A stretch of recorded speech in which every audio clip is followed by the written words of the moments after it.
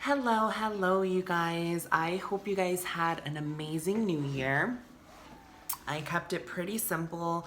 I went out to like this little block party with two of my closest friends. I didn't get real crazy, but I had a lot of fun.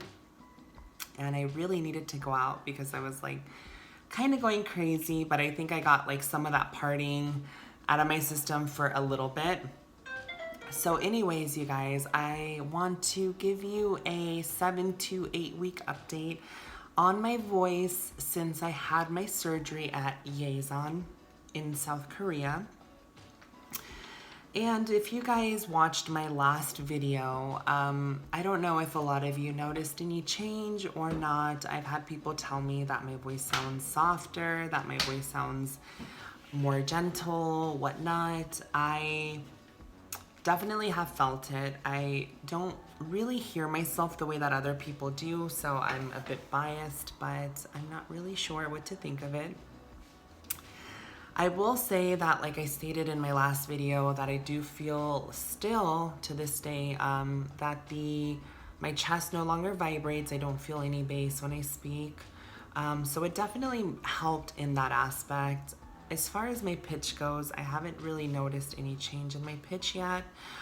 I know that they told me at Yeosan that when I start my vocal exercises, which I will start in about 4 or 5 days, that it will begin to improve once I'm able to start like exercising and playing with my vocal range. And so I'm not getting discouraged. I'm not disappointed at this point, to be quite honest, you guys. Even if it is such a small, subtle change, it's a change. And I think that the biggest insecurity that I had about my voice was the harshness and the aggressiveness that I had when I spoke. I mean, I had a voice, you guys, that would like carry into another room. Like you could hear me from rooms away because it just had that very harsh, very bassy kind of like sound to it. And so I have had a lot of people tell me that my voice definitely sounds softer.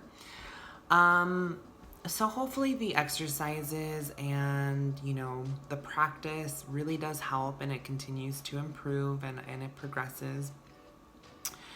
In about a month or so, I was told after 3 months that the Botox in your vocal cords starts to wear off, and then that's when you start another medication for about 3 to 4 months, which is just a muscle relaxer, which I'm guessing kind of does the same thing that the Botox does, you guys. I don't really think that it's going to be like a miracle pill or anything. It's just supposed to like, relax your muscles and stuff like that. And so, yeah, hopefully, I'm not really knowing if I should expect a change when the Botox wears off. I'm not really sure. I have seen a couple of cases where the Botox starts to wear off and, these girls start to take this medication and then all of a sudden their pitch like goes really, really high overnight. I don't really think that that's going to happen to me for some reason. And I'm not really sure if I even want that to happen because I don't think that it would really go with me, you guys. I'm actually, for a lot of you that don't know, I'm a very tall woman. I'm 5'11". I have kind of a broader frame. I'm not petite by any means. So I don't really think that having a really high pitch or, such a high voice would even go with me. I don't really think that that would really be cohesive with like my appearance. And so at this point now, I would say I'm pretty much satisfied with how my voice sounds, but obviously, do I still want it to improve? Yes, I do. There's always room for improvement, at least in my book. So I'm definitely, excited to start the exercises, start really playing with my voice, trying to practice, trying to just get like that, better sound to my voice and really start to get accustomed to it, because at this point I've just been letting my voice do what it does when I speak. And I was told by the doctor not to get into the old habit of overcompensating when I speak, because I did have vocal tremors in my voice, and so the doctor did say that I do overcompensate when I speak, and that is because my vocal cords were not even. So like the tremors would make my the balance of my voice to make it so that I would have to compensate when I would speak to try to make my voice sound more feminine. And so now I kind of just let my voice do what it does, and I just like speak or whatever. I mean, to be honest, it's kind of weird because like my vocal cords do feel a bit kind of paralyzed. I mean, I don't really feel like I can go much lower, and I don't really feel like I can go much higher. I think I can go like into falsetto like this. I think this is like the highest that I can go, but even that like just feels really, really weird. And so I haven't really been trying to move my pitch, to be quite honest. I just feel like I have to give it a little bit more time to heal before I start doing that. So yeah, but it's gonna be 8 weeks in a few days, and I just wanted to give you guys an update on how my voice has been sounding. It doesn't really sound much different than the last time, and I do notice it getting sore after a few minutes of speaking still. As far as my volume goes, I can't really get very loud, and I honestly haven't tried just for the fear of like damaging my vocal cords or damaging something that's still healing, obviously.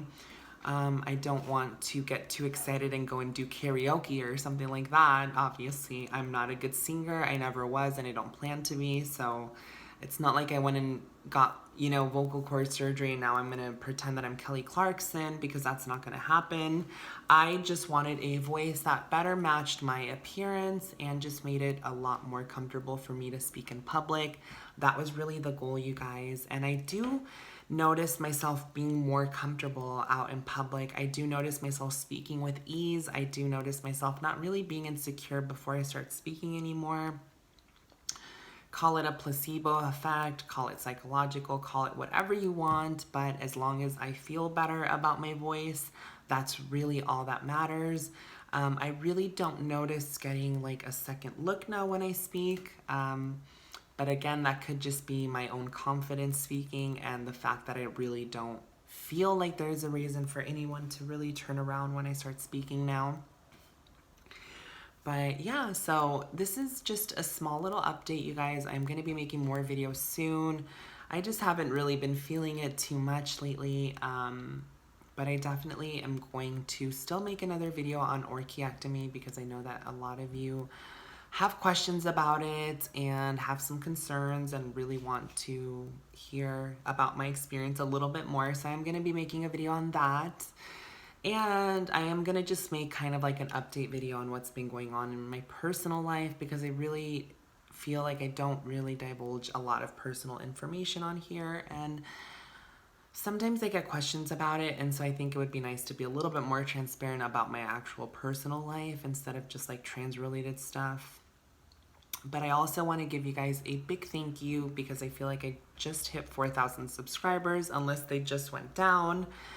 But I've had this channel for a while and I don't upload consistently, and I pretty much just upload when I feel like it. But it's still nice to, have people watching, have people commenting, engaging, and all of that. So I really do appreciate it, you guys. And I will be seeing you guys soon in another video, and I hope you guys have an amazing 2018, and I'll see you soon.